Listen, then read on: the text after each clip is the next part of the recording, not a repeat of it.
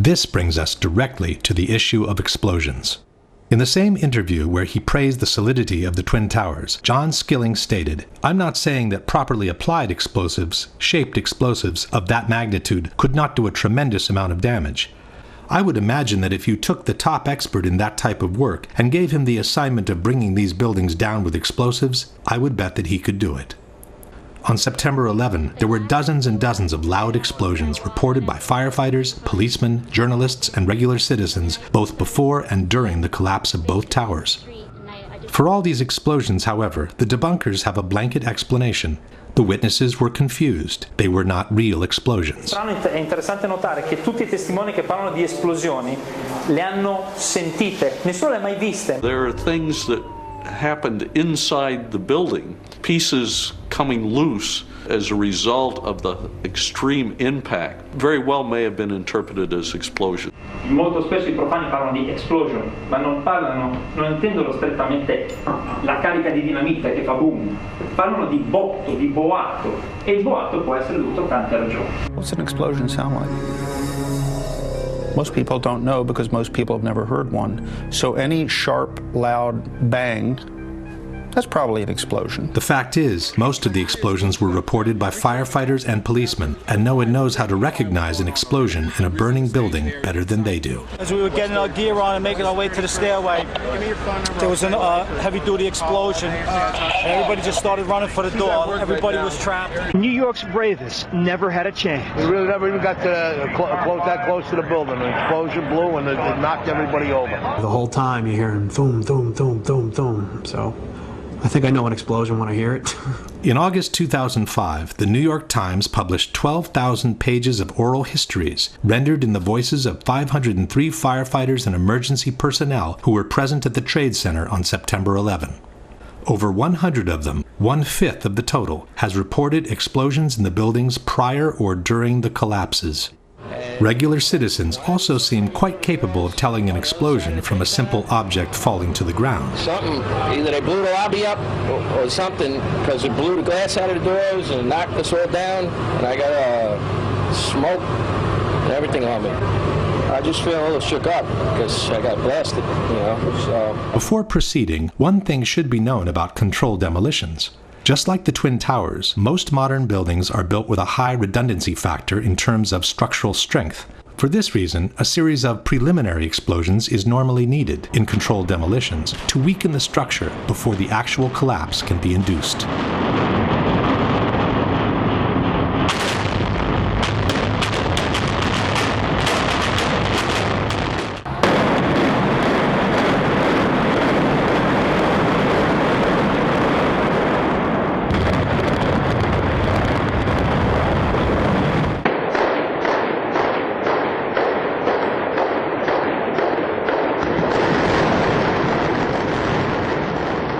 Obviously, in the case of the Twin Towers, it would not have been possible to set off the preliminary explosions all at once, just before the collapse.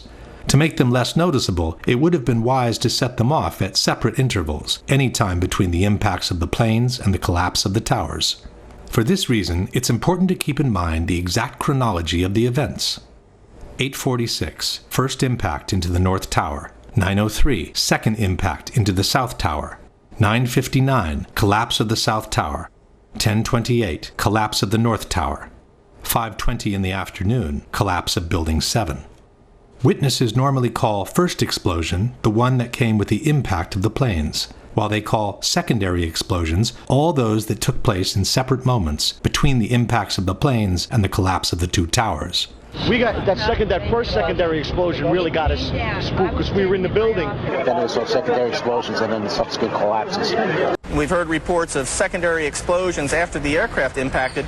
According to several witnesses, there was a secondary explosion that took place in the basement of the North Tower just before the plane hit the building. At 8:30, he says he was headed to level B4 in Tower 1, 4 stories below ground.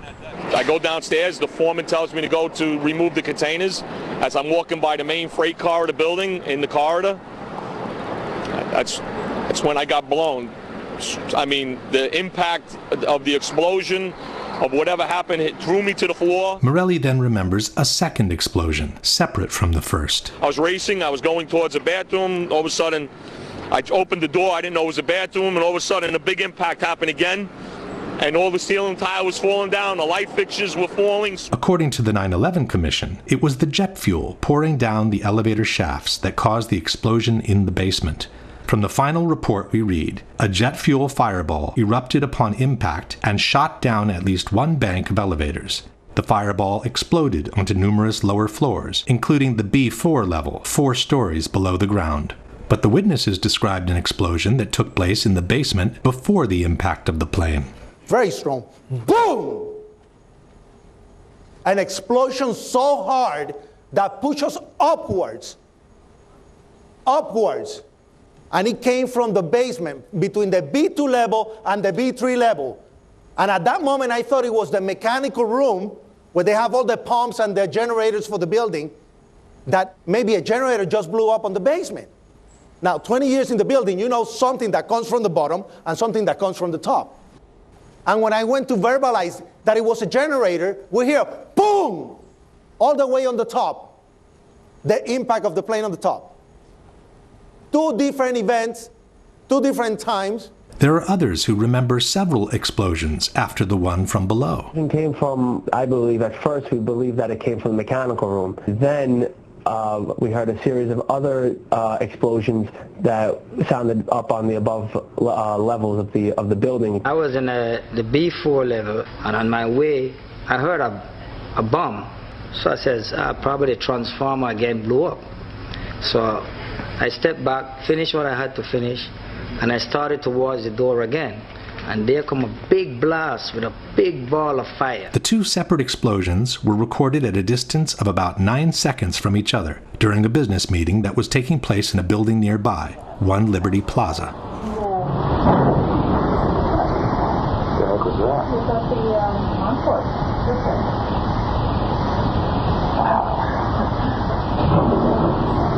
Sounded like something crashed.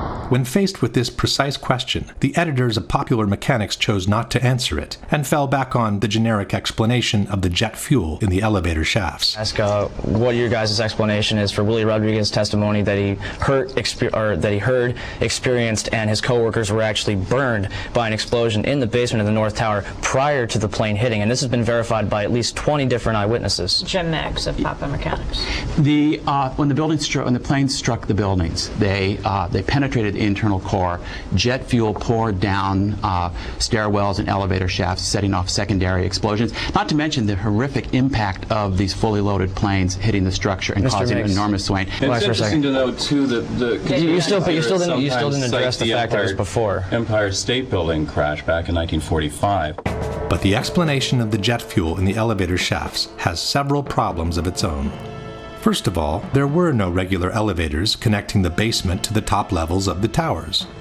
Each tower consisted of 3 separate buildings, built on top of one another, each with their own elevator system.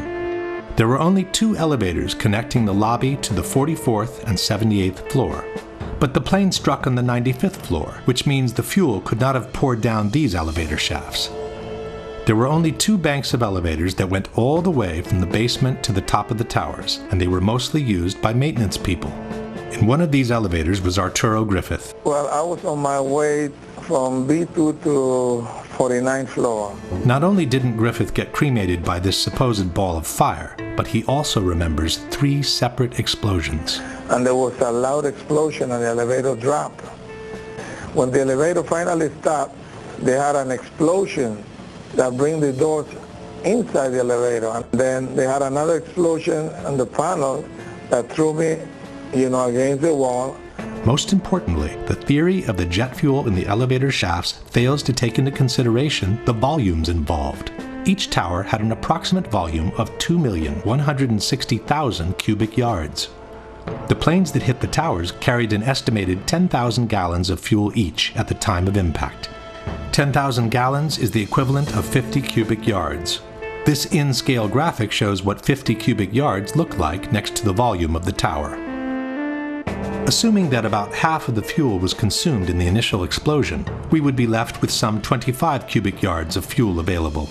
But most of this fuel is needed to ignite the fires at different floors, as explained by Mr. Meggs himself. Jets crashed into buildings. They crashed at an angle, which meant that their wings, which is where they store most of their fuel, cut through multiple floors. So they splashed fuel and debris across multiple floors of the building, igniting fires. So even assuming that, for some strange reason, 5 of those cubic yards were all to end up in the only elevator shaft that goes all the way to the bottom of the tower, there wouldn't be enough to reach the basement in significant quantities.